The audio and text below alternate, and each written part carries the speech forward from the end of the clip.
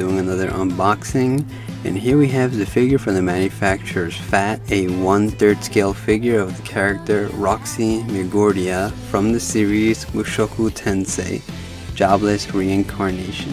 So before we get into the figure, just in case you didn't know, Mushoku Tensei Isekai Itara Honkai Dasu, or Mushoku Tensei Jobless Reincarnation, is a light novel originally released or published back in 2014 by the two authors of the story writer Rifujin Magonote and the artist Shirotaka, which the novel also has an anime adaptation which goes by the same name, Mushoku Tensei Jobless Reincarnation, which released back in 2021 by Studios Bind, which this series I think consists of 2 seasons, I believe, but I think it's separated in 4 parts.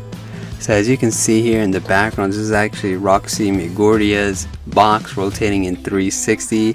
I know it says it's supposed to be a 1/3 scale, but this feels a little bit smaller, but we'll see when we take her out of the packaging. So here we have is the front and 2 sides and the top of the box. So without holding you guys back, let's just take Roxy out of the box and see how she looks.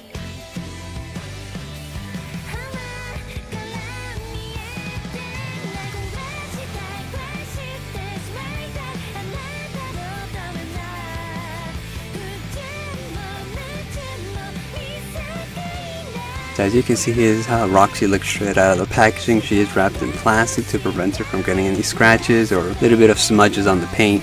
So let's just remove all this and see how she looks. Before we get into the actual figure, it does come with an assembly instructions guide. If you didn't know, it's pretty simple, not really that complicated, but this is all in Japanese, so if you don't speak Japanese, it is pretty simple. It's just you remove the top of the head and you just place the necklace onto her.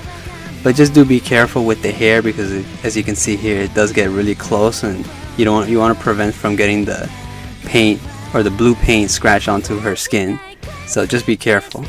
So here we have his actual base. So it's nothing really too special, but here at the bottom, as you can see here, it does have information such as the show title, the author, and other information on the said figure. So as you can see, I think this is supposed to be based off of where she's in the beach, not a specific episode, but like she's in a beach setting, so they made the base like almost like she's like rummaging around the sand and stuff.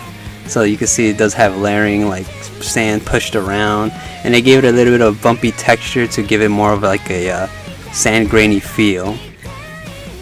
So you can see there is handprints on this actual base with a bit of like a little 2 indents for her foot, so you do place it on top of it, so there's actually no pegs to actually place it on. So just be careful when moving this around. You want to remove Roxy first and then move the base so you don't accidentally drop it. So here's actually the main attraction of the actual figure. You can see here Roxy starting from her leg area or her foot area. As you can see, they did a pretty nice job here. As you can see, they gave her little toenails and a little separation here of the foot, and not really too detailed at the bottom. It's just plain flat, nothing really too detailed on there. I mean, not that I really care for that. So I mean, I know some people do, but yeah, I think they did a nice sculpt job here. As you can see a little bit of her ankle area. You can see the little bumps here on the side of her foot, which I do like the amount of details they put. The main reason why I got this was because of, well, when we get to that, I'll show you guys. But yeah, so you can see here the amount of details on it looks really great. I don't know what PVC plastic they used on this, but it's actually pretty smooth. So I think they did a pretty nice job with the paint as well. So as you can see here, you can see a little bit of curvature here with a little straight up with a bump here on the side, and you can see her bikini here bottom here that's actually really tight, so you can see it's kind of squishing on her. And the side here is actually, you can see creases, so she is actually in a bend position. So I think they try to represent like a bend back here, but I feel like the paint they use is a little bit like makes it off. Almost feels like she has 3 scratches on her back. I feel they could have done a little bit better there, but yeah. So here we have is the hand area, which this is actually a lot more detailed than the foot, which I'm a little bit surprised. You can see here we have creases on her hands, which look actually really great. So on the top, just like they did with the foot, you can see she has little fingernails, I don't know if they're supposed to be like painted pink or they're just regular color, but other than that, they did a nice job on it. And here's the bottom stomach area, as you can see here. Same thing with the side. You can see they gave it a little bit of texture work here to represent like almost her stomach creases and the bends and stuff. And here we have her little belly button, which I do like. So this is actually the part I'm talking about here. With, you can see here she has actually ribs on the top area because, you know, she is a little bit skinny.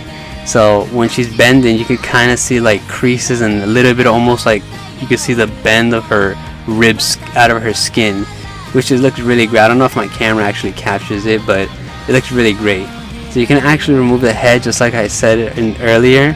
So here's a closer shot on the actual head, and they did a nice paint job on the face. You can see her hair here has a translucent blue finish towards the end half, and then the rest of it is just regular paint blue color. And you can see here's the whole bottom of her where the head peg goes.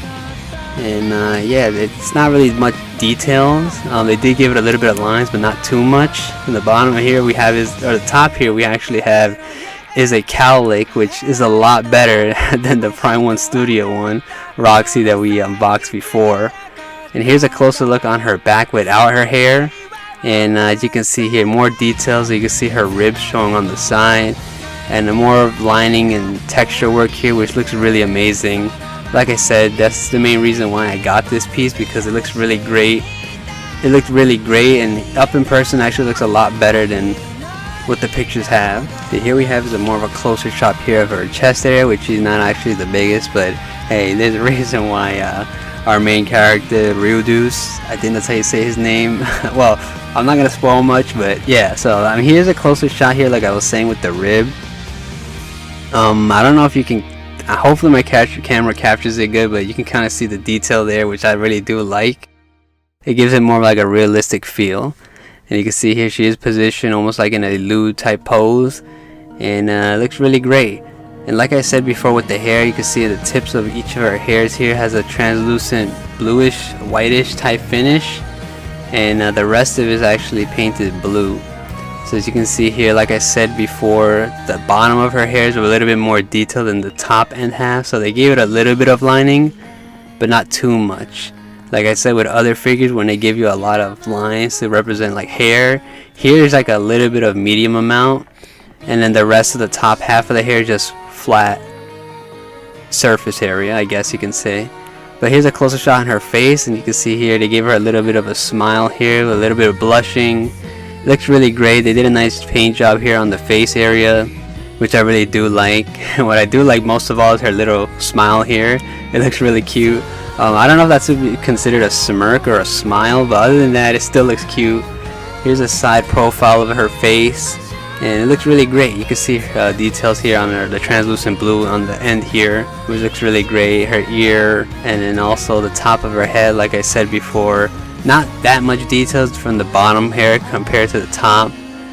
They gave her a decent amount of linings of hair, but not too much. But it doesn't really mess up the figure overall. It looks really great. And like I said before, here's the cowlick. A lot better than Prime 1 Studios Roxy, which gave us a little piece of like plastic, which I didn't really like.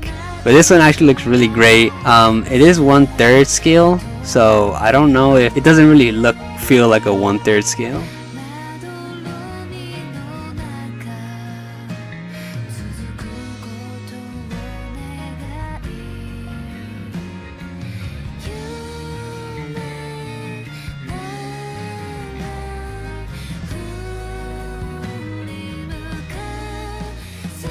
So here we have is the extra accessory it does come with. Nothing really too special besides it being a necklace, but do be careful because this does not bend, and the blue little crystal is actually connected to the little chain area. So I did turn on the lights here a little bit more because you can kind of see more of the details, but just be careful when handling this because you can kind of snap it if you're not careful with it.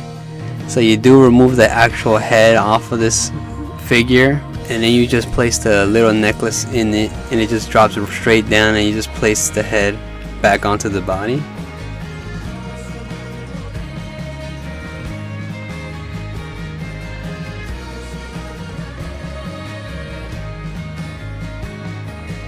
Alright guys, so that was Phat Company's 1/3 scale figure of the character Roxy Migurdia.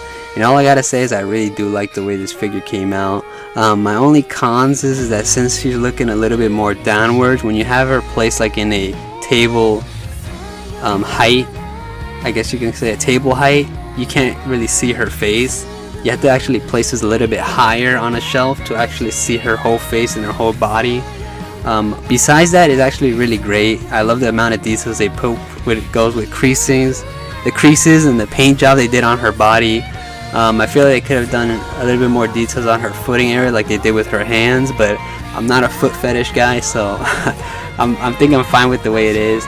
Anyways guys, that's gonna be the end of this one. I did want to mention too, I know people were talking about my Nier Automata video being bad when it comes to lighting. I'm not the best when it comes to lighting larger scale figures, because as you can see in this video, it was a little bit better than the previous video. It's because smaller scale figures are a lot easier to give lighting from how I unbox my stuff. But when it comes to larger scale figures, I don't have a specific area where I can unbox them. So I want to apologize. I am gonna work on something better so it comes out a little bit better or just like the videos I do with these figures. So anyways guys, that's gonna be it of this one. I don't want to hold you guys too back. So I hope you guys enjoyed this video and I'll leave you guys off with close-up shots and other angles of the figure. So hope you guys enjoyed the video, and I'll see you guys in the next one.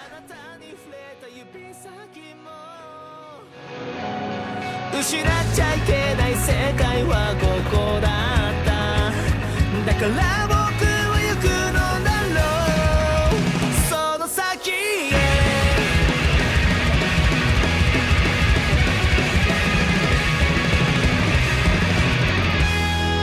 思えば遠くまで来たんだ、幻を泳いでいたんだ。ただ強く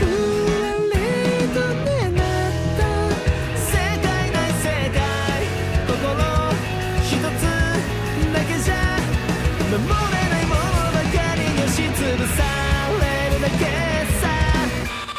僕が僕のままでいれば、あなたをいつか失う。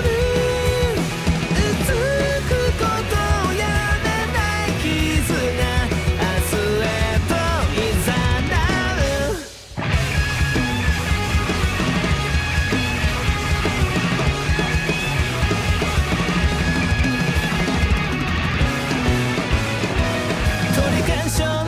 喪失というリザルト、告げられたんだ無力さを。終わらしちゃいけない世界の色彩は、消えない後悔も焼き付ける瞳の国。